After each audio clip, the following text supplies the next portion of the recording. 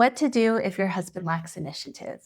So, at first, I created chore charts. So, my husband and I would both know exactly what needs to be done around the house, how often, and by whom.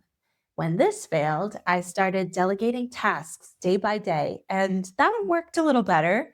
The only problem was that I felt like his mother when what I really wanted to feel was like his lover, his wife, right? That was the whole point. And so, even with all of the constant delegating and assigning tasks, I would come home from work day after day because we work opposite schedules to find things half done. So, dinner would be cooked, but there would be a disaster in the kitchen. Or there would be new flowers planted in our yard, which was great, while the inside of our house was turned completely upside down. If I'm being totally honest, it felt like everything he did was just making more work for me. Couldn't he and the kids just sit still while I was at work and not touch anything? That would make things so much easier. But of course, that's totally unrealistic. So, day after day, my friend's voice in my head, Laura, you need to choose your battles, she would say. And since this battle seemed to have no solution, I just gave way to overwhelm and frustration. If you feel frustrated because, like I did, you know exactly what your husband should do, but he's not doing it, then this conversation is for you. Hello, and welcome to another episode of the Softening into Love podcast. I'm your host, Laura Amador. So maybe he said that he'd take out the trash and you bristle when you find the bin still piling over the next day. Or maybe he complains about his job, but does nothing to improve his situation. Or you're sick of him handing you the baby and letting you know that the baby needs a diaper change. You could drive yourself mad wondering, why won't he just do it? It seems so obvious to you what needs to get done and he's not doing it, right? Where is this man's initiative? This can be especially maddening if you are a go getter type, which I'm sure if you're watching this, you probably are. You love to check off all the items on your to do list. You're organized, you're responsible. Maybe you make budgets and plans to help you accomplish your goals. When you see something that needs to be picked up, for example, then you take care of it then and there. So, why does he like to ignore things until it gets so bad that you have to jump in and save things or clean up the mess? It's so confusing, infuriating, and exhausting. But have no fear because today you'll learn the mistakes that you might be making that can actually be contributing and feeding this pattern, and three simple yet powerful changes that you can make to call in the best version of your husband, the one who actually takes initiative, so you can feel more supported, more like a team, and more relaxed. So let's start with why this matters so much for both of you. My guess is that feeling like your husband's mom instead of lover or teammate is not what you signed up for. It's baffling, frustrating, and exhausting to be with a man who displays little to no initiative. When you feel stressed and overwhelmed by the amount of work that's on your plate, it's nearly impossible to be your best, most pleasant self. And this means that your husband is probably getting the most prickly version of you. And no wonder. But this is a surefire way to a vicious cycle where he is not measuring up. You respond by being angry towards him. So instead of getting the message and stepping up like you want him to, he keeps his distance and might even help less to try to stay out of your way and the lane of fire. So you end up feeling more resentful and defeated than before. This takes a huge toll not only on the quality of your marriage, but your quality of life too. Because if you're busy trying to hold the whole fort together on your own, that means that you probably have very little time to be pouring into you and doing the things that truly bring you joy. It's really hard to feel genuine respect and admiration for a man who refuses or seems incapable of stepping up. When respect and admiration dry up, attraction gets sapped up and replaced with resentment. And this can lead to a marriage that feels cold and distant, and that can be really painful for both of you. But when you instead feel like you can truly count on him to step up for you, your trust, respect, and gratitude for him grows, and you'll both appreciate that. It's not only you who feels the difference when you feel relaxed and happy instead of resentful and frustrated. He can absolutely tell too, even if you feel like you're doing a good job of hiding it. And the truth is that men love to be their wife's hero. So let's start with the mistakes that might be contributing to this cycle first. First, let's address some of the common mistakes that many wives make when they're trying to get their husband to take more initiative. The first is delegating and nagging. So, for example, creating a budget for the family or delegating chores sounds totally logical on paper and it might work. The only problem is that it automatically creates this mother son dynamic, and neither of you are going to appreciate or enjoy that. It's exhausting for you and it's going to feel demeaning to him. Nagging is also exhausting and frustrating for you, and he won't feel very inspired by it either. Did you ask for that raise yet? Have you taken out the trash today?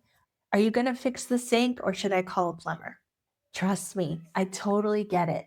When you want things taken care of now so you can move on with your day and know that there's one less thing for you to worry about, that's totally logical and understandable. It probably feels like if you don't remind him or check in on his progress, then things simply won't get done. And I bet that you have plenty of evidence to back that up. The problem is, it's exhausting to be checking up on someone else's to do list all the time.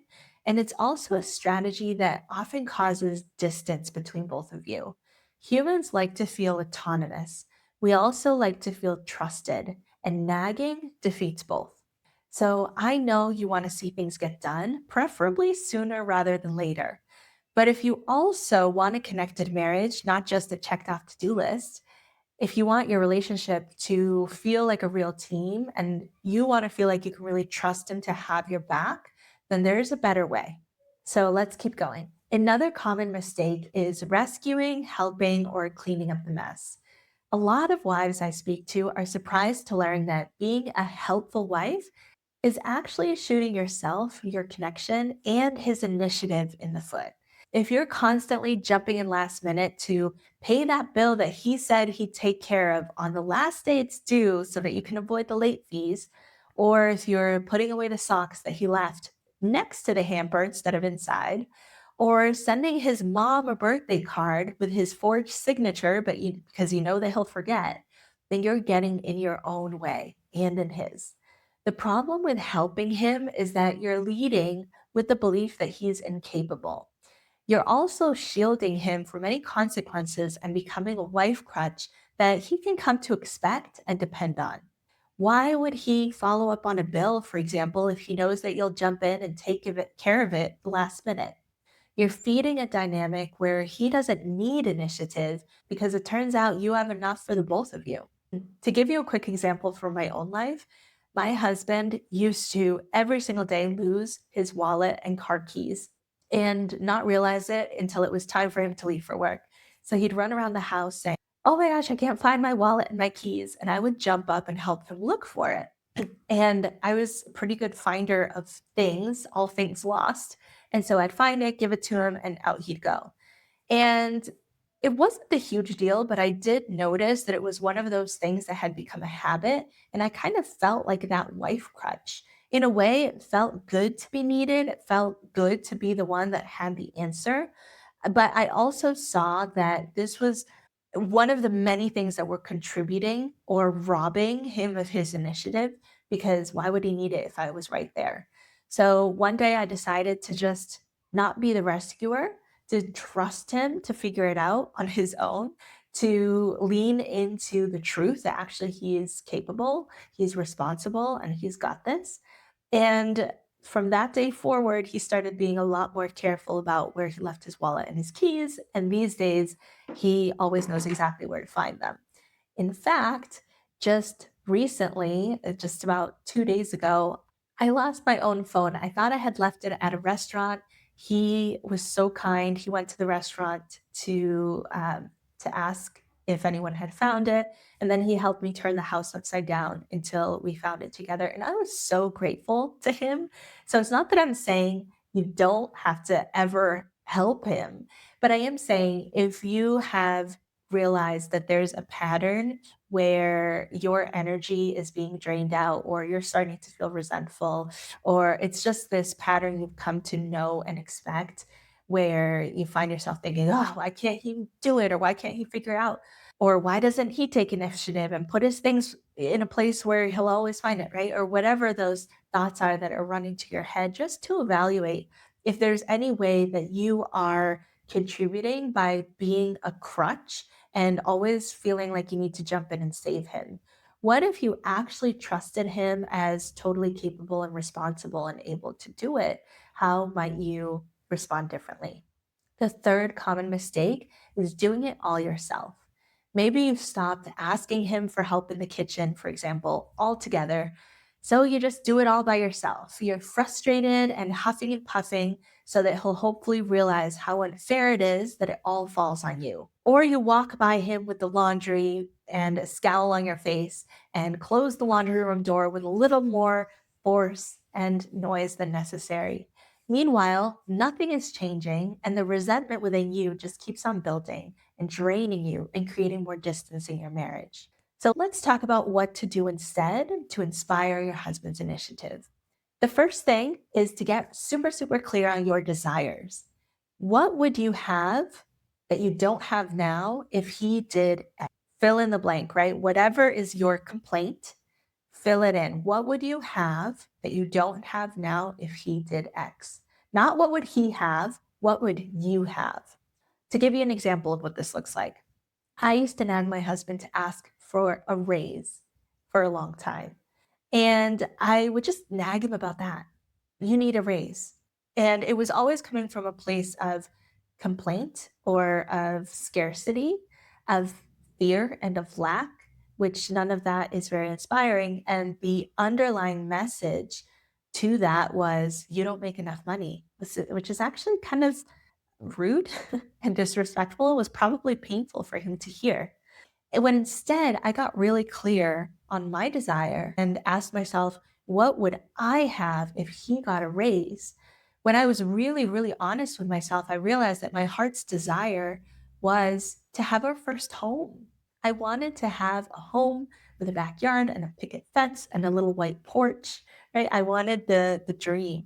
And so when I got really honest with that, I could be really honest with him and just say, I would love our first house. I would love a house.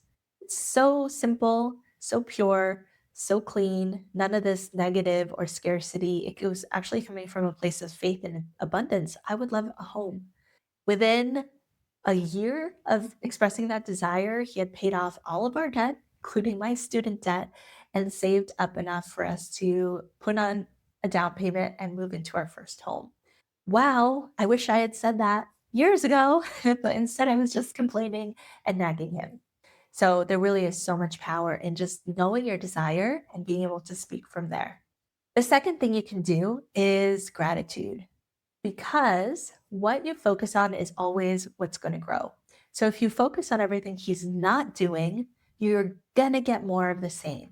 If you focus on what he is doing, however, even if it feels right now like it's very, very little, this is going to change the energy between you when you're feeling positive about him. And he'll be happy to do more when he feels that positive energy towards him.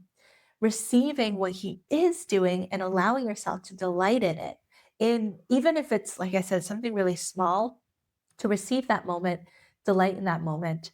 And I would invite you to keep a running list of everything that he does for you, for your home, for your family, and to thank him every day for at least one thing and let him know how it makes you feel. And again, the power in this is that what you focus on increases. And so when you're focusing on all the ways he's being your hero, all the ways he is taking initiative, even if it feels really, really, really small, guess what? He's going to start taking more and more initiative from there.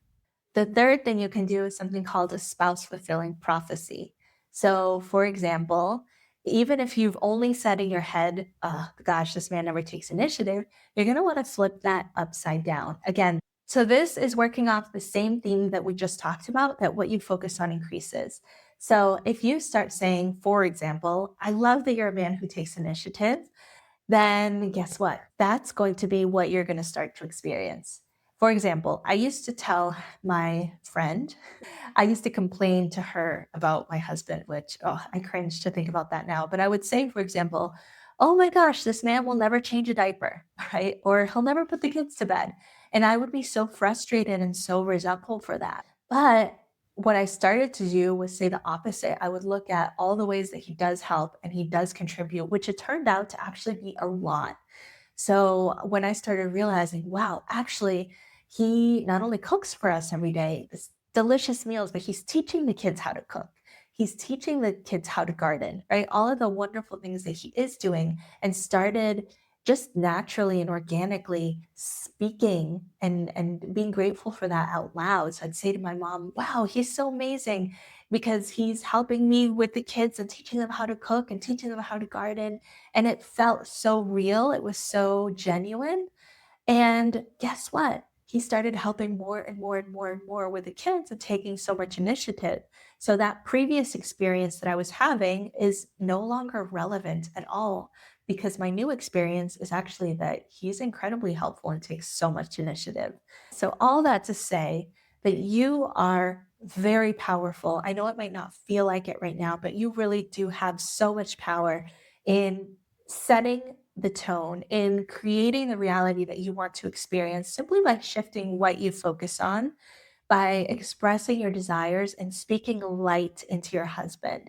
You can call in the best version of himself, the one that really does take initiative, so that you can start to feel so much more supported, to feel like you really are on a team, that he has your back, to feel taken care of, to feel like you can really trust him to step up for you and be there for you. So, of course, we never can control anybody else, anybody outside ourselves. So, this isn't about control, but we can influence how others respond to us by shifting how we interact with them and how we believe in them. So think about, for example, someone who has really believed in you and seen the best in you versus somebody who has not given you the benefit of the doubt and assumed the worst of you. How differently do you show up with those two people? How differently have you interacted with them? What different aspects and parts of you have risen based on who you were interacting with and the beliefs that they had about you, and you mirrored them right back, right? So you are so powerful and you can call in the best version of him by being open and willing to see the best of him as well. So if you want to take this much deeper, I do have a free guide called 3 Shifts to Reignite Connection in Your Marriage. You'll find that in the description. And if this resonated with you and you'd like to take it much deeper and transform your marriage with a guided step by step process and with my support, let's talk. The link to send me a message is in the description. So thank you so much for tuning in. And until next time, keep softening into love.